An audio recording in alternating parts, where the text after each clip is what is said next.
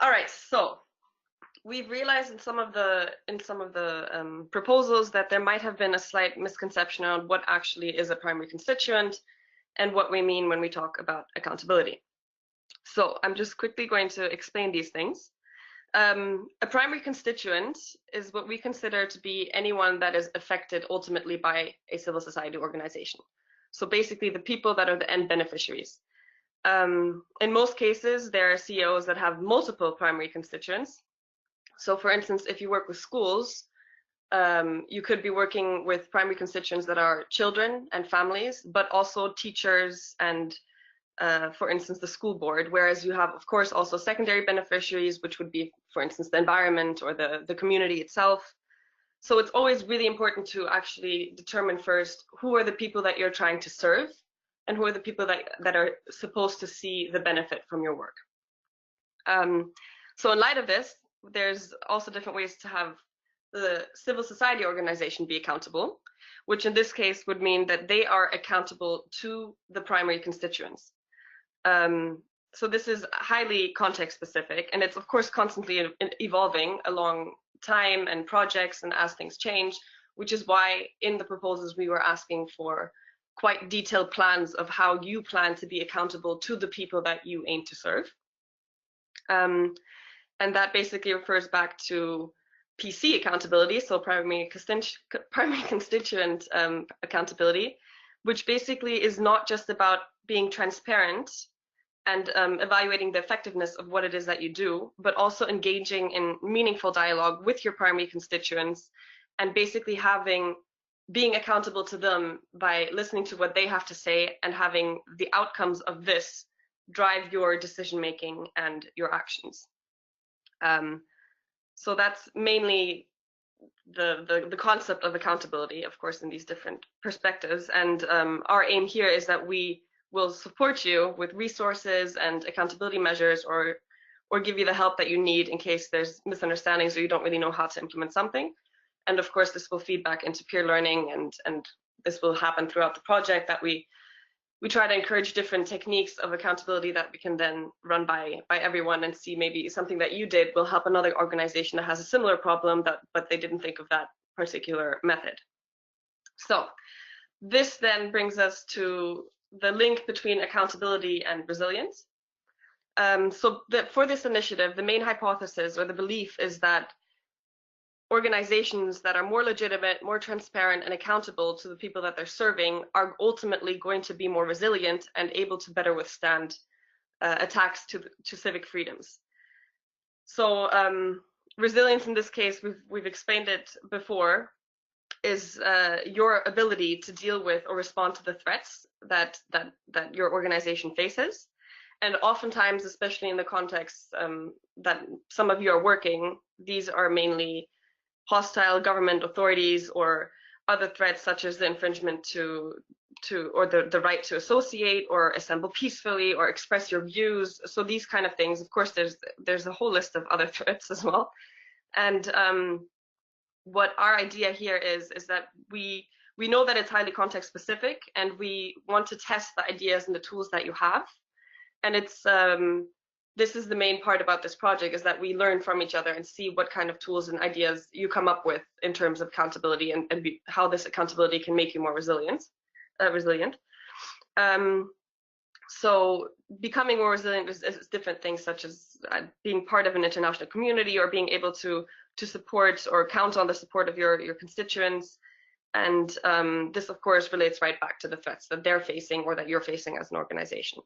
So what we really want to do here is that we want to push you to think, why is resilience important, or why is it's something that is maybe even necessary in your context? So why do you need to be resilient? What are the main threats that you're facing, and how can you actually work together with your primary constituents to be more resilient and counter these threats, and ultimately improve your work and become stronger as an organization?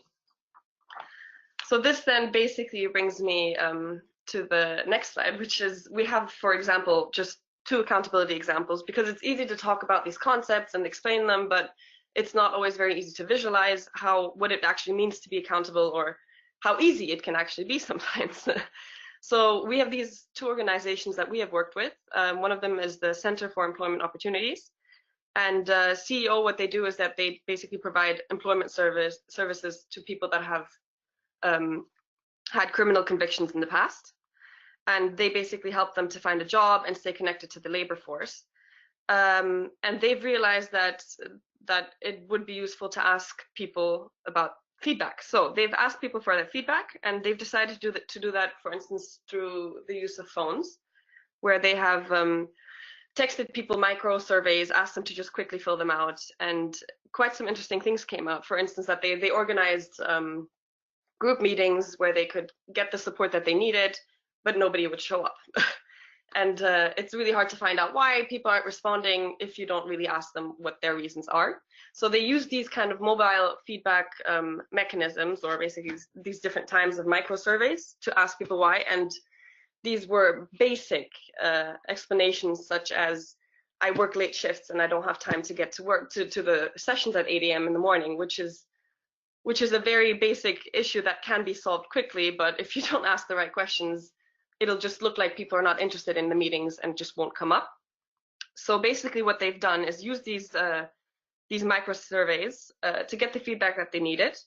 And they then created a map that would then help participants with the issues that they voiced. So things like they couldn't find their way, or the time was too early for their courses, so they were moved, and also getting in touch with people directly. So you can use very small feedback mechanisms to get the information that you need to then really seriously improve what it is that you're doing, which would in this case be increasing the response rate or having people show up. So again, the importance here is that you use feedback and what you get from the people you work with to help drive the outcomes and improve what you do, which then ultimately makes you more accountable to your key constituents and also increases or improves the relationship between the two of you. Another example is Lyft, which is a US nonprofit that works towards ending intergenerational poverty. And they basically try to work with low-income parents and caregivers as well as volunteers, and try to help them by helping them improve their financial strength and secure long-term goals such as having a safe home, getting a living wage, better education. And they've very simply, after each session, so basically after each touch point that they had with their primary constituents. So a touch point is any kind of interaction that you have with your primary constituents, whether it be that you plan meetings. If they're monthly, then that will be your main touch point. So using these touch points to get feedback and increase or improve your accountability. So what they did is that after each session that they had an iPad on the wall with 1 or 2 questions, ask people to fill it out. They would then go through those responses and have focus groups with people that were willing to have further, deeper conversations to really understand why they gave the responses that they give. So this is simple questions such as, on a scale of 1 to 10, how was your session today? Did you feel that it helped you? If so, like, why not? If you can elaborate. And what they would then do is use the results that they got to project them on a TV screen when you came into the actual organization or the building. So they would right away feedback the data that they've gotten, and people would know what changes they made based on the feedback that they received, making primary constituents feel more heard and knowing that what they have to say is being listened to and is being used to improve the services that they ultimately receive. So those are just 2 very basic examples of how to use feedback, and then how to feed back the data that you received and really show the people that you're trying to help that you're making an improvement based on what they've told you. So this feeds on to the next slide, which Isabel is going to help with, because there were apparently, well, in some of the proposals, some common misconceptions, but I'm going to let Isabel talk about those. Yes, thank you, Laurence. Yeah, not just in your proposals, also I feel if I talk to my colleagues in the wider office that are not directly working on accountability, those are just common misconceptions that come up when you think about what it means to be accountable, and especially what it means to be accountable within the Resilient Roots initiative. So starting with practicing stakeholder engagement or stakeholder participation in your projects, So involving your stakeholders actively in your work is great, and will definitely increase the trust that your primary constituencies have in your organization's work. However, when we talk about PC accountability, it is more than just engaging them. When you want to become an accountable organization to your PCs, you need to establish mechanisms that allow your PCs to give you feedback on the way you are engaging them and how well you are engaging them. So what will make your organization more accountable to its primary constituencies is also how you will deal with the feedback on stakeholder engagement you have received, and what you will change based on it, like we heard in the example Laurence just presented. And it also means, because sometimes there will be feedback, of course, that where you just can't change anything, and that's something we also heard from individual calls. What do we do if we get feedback and it's just impossible for us to implement? Then it is important to also feedback why you can't take up the feedback, why this is not possible for you, and in this way closing the feedback loop, something we have also written in many of the feedback we gave you for your implementation plans. But Laurence will talk a bit more about closing the feedback loop later. So so that is not what we want to see, or not solely what we want to see, what you should focus on. Second is involving PCs in monitoring and evaluation activities. So when you do M&E, this might involve consulting your primary constituencies to measure your organization's success against set indicators. So what we describe around effectiveness of your work. And again, this is of course necessary, but M&E alone won't make you an organization that is accountable to its PCs. PC accountability in this initiative goes a step further and involves giving beneficiaries and stakeholders the power to hold you to account, which means actively engage in a meaningful dialogue, like Laurent said before, and practice responsive decision making. We will also send you more resources after this webinar that explain a bit more what responsive decision making means and what kind of self-reflective questions you can ask yourself to see whether you're actually doing it. The third thing is involving PCs in your social accountability. So again, we are really talking a lot in terms of general concepts like PC accountability, primary constituencies, social accountability. So it often gets a bit confusing what these terms actually mean. But and many civil society organizations use similar tools to hold governments to account via social accountability. But in comparison to that, PC accountability is solely focused on your organization's work. So in case your organization's work includes elements of social accountability and holding governments to account, this means you should provide your primary constituencies with the opportunity to give you feedback on how well you represent their needs when holding governments to account. And you should enable them to rate your work that you are doing in holding the government to account. And this not only will improve the services and the relationships of your primary constituencies, but it will also demonstrate the high accountability standard you set for your own organization, and will provide you with the we practice what we preach benefit when you want to demand the same from governments. And lastly, PC accountability, of course, even though this is now a single project you will carry out within this initiative, it's not necessarily one separate project, and one separate project won't necessarily lead you to a better relationship with your primary constituencies. You need to think about how you can make your efforts in this initiative sustainable and also spill over to other projects in your organization.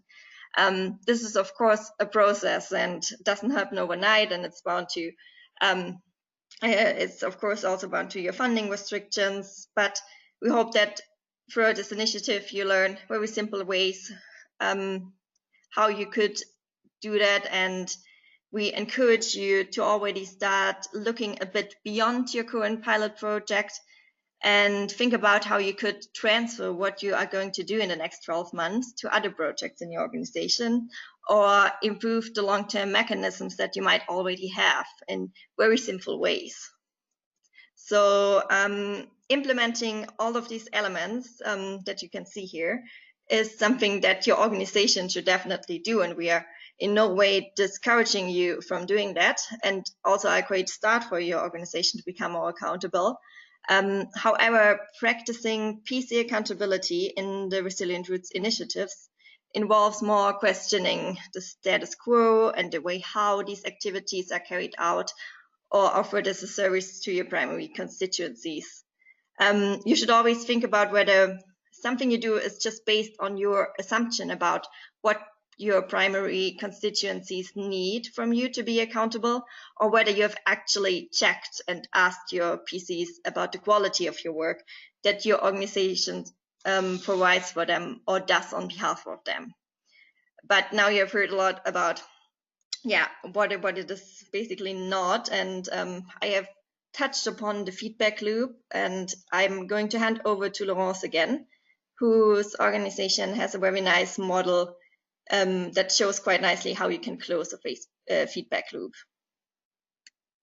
Thank you very much. All right, so basically what just to give a little bit of context, what Keystone Accountability does is we help organizations devise systems that help you to collect feedback, analyze it, discuss it, and do the course corrections that are necessary based on the data that you've received. So this methodology is called constituent voice, and we've created the constituent voice cycle, which is very similar to the feedback loop, with just minor little differences. So what we do is normally when you discuss a problem or something that you want to analyze, or you want to see the effect that you're having on your key constituents or your primary constituents, you go through these 5 stages.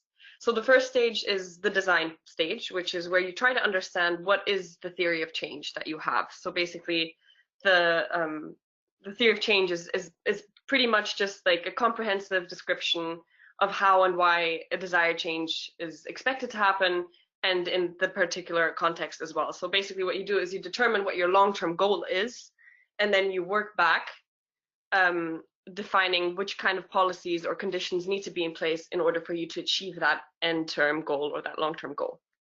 So in the design phase, it's the time where you try to examine exactly what it is that you want to find out, what is the process that you would need to find out this information, what would be the cost, what kind of resources do you need to get this, and that's the design phase.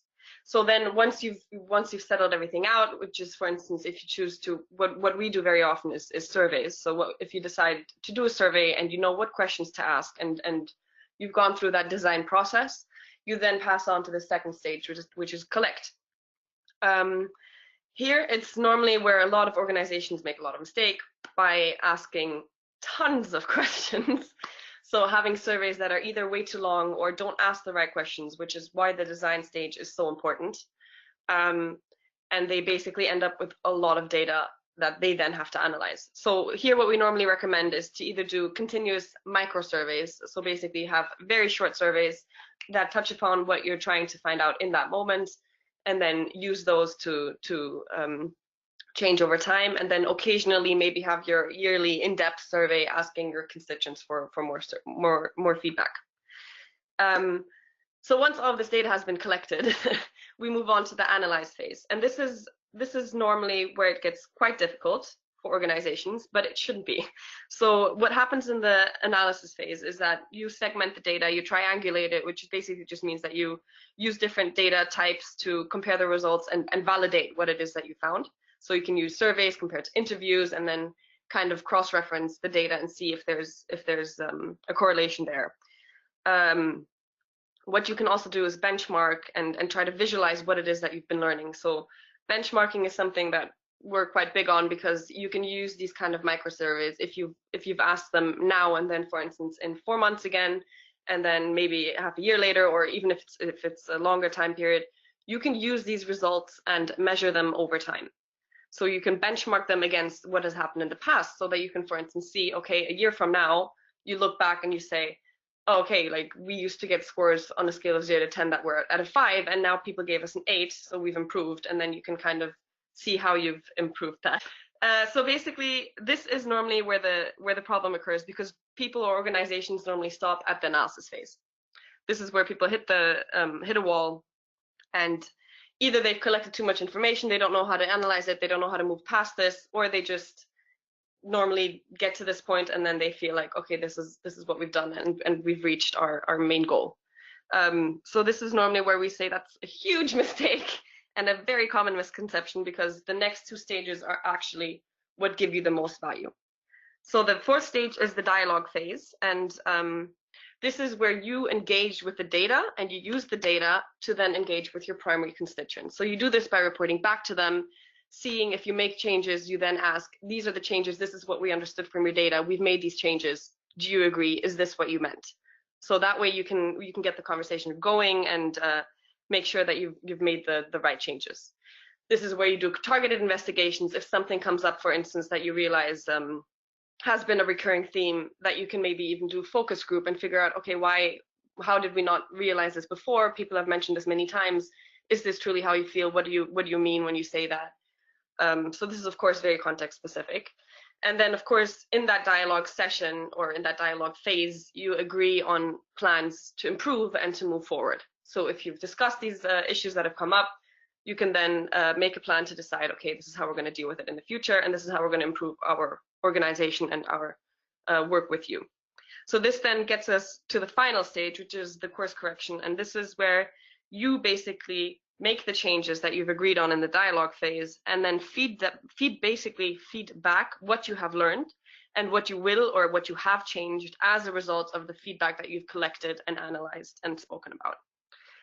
So this is, for instance, the course correct is where Lyft, for instance, made changes. They moved the times of their meetings, and sorry, CEO, not Lyft, where they moved the times of their meetings to a later time to make sure that people would come and show up. And this is where Lyft would use the TV and kind of feedback to the people that, listen, you told us this, and these are the changes that we made. So this is very important, because this comes back to the closing of the loop, and then you basically get back to the design stage and say, okay, we made these changes, what now?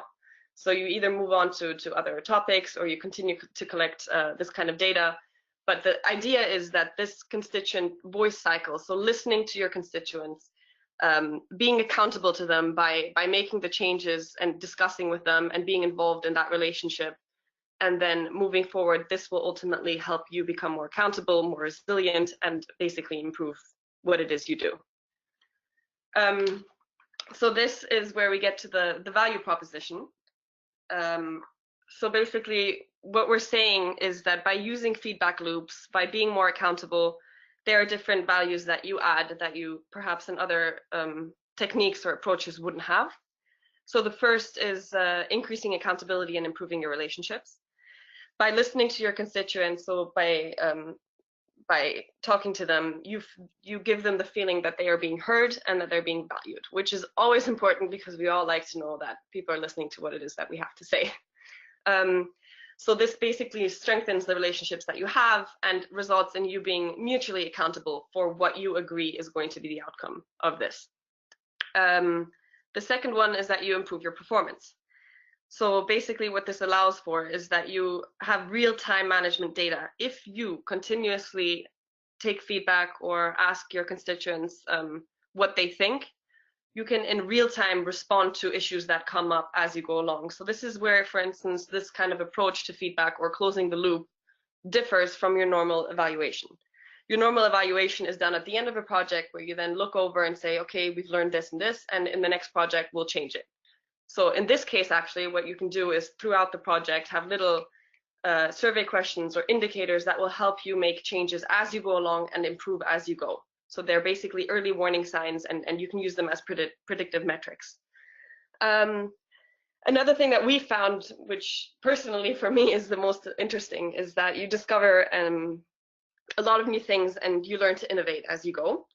So what you get is new sources of ideas for people, and this, of course, also encourages innovation and adaptation. So one thing that we've noticed, or I've noticed, is that if you ask surveys where you say on a scale of 0 to 10, how likely are you, for instance, to recommend our organization to someone else?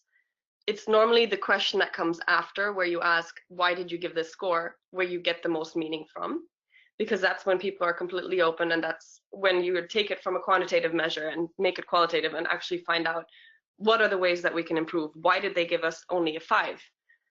Because they will straight up tell you what you did wrong or what they are unhappy with, or of course the opposite, they'll say it's a 10 and all right, they love that we are welcoming and respectful. And so this is normally where you have the discovery phase, and you learn a lot from the data, which comes back to the point of making sure you ask the right questions and you don't end up having a lot of data that is not really helpful or conducive to what it is that you're trying to do. So then the last step here is evidence. So it's last but not least. So this is impact evidence, which is always a big issue in all of the sectors at the moment, because it is this impact evidence that is normally what funders ask for. Show us that you're making a change, and if done properly, it can be very simple, efficient, and time-consuming, which feeds back to the design phase where you ask the right questions and collect the right data. So this is again important for time series data, where you can evaluate your changes over time, and you can prove that you're having an impact or not by showing that, they've changed their opinion of us in a positive or negative way, whichever it may be, but also that you have responded to the changes that are being proposed. And that will then be your impact evidence that you can use. So there's basically, this basically all feeds back to asking the right questions and collecting only the data you need. You don't need a 50-question survey. Sometimes you'd be surprised at how much a micro survey of 2 questions can get you in terms of data and how it can help you improve. You don't need to do an extensive evaluation at the end of every project. You can use very small, systematic touch point feedback surveys at different touch points to really improve and be early warning signs. And so this is where we're asking you to be the innovators in this case, and come up with different ways that you feel could be relevant to your sector, but also, for instance, if you don't have access to internet, there might be other ways that you can get people's feedback, or if you only have meetings, those are your touch points. So basically, because this is very context specific, we kind of ask for very specific accountability measures that you aim on doing, because we need to see how viable they are and if they can be sustainable in the future, basically. Yeah, that's pretty much it. So I'm going to pass it back to Isabel, who's going to talk to you about some of the resources that we're going to share with you to make this easier on yourselves in the future. Yeah, so after this webinar, we will send around this presentation that you can look at it again, and also the ones who did not have the chance to participate today could have a look at it. These sources include a more detailed overview of the constituent voice cycle laws explained to you. Then also from the global standard, we recommend you to read Commitment 11, which is about responsive decision making and includes some reflective questions that you can ask yourself whether you are responsive. And lastly, we have a quiz by Feedback Labs that you can take to show how strong your feedback loop is. And it also gives you then recommendations, what you can improve.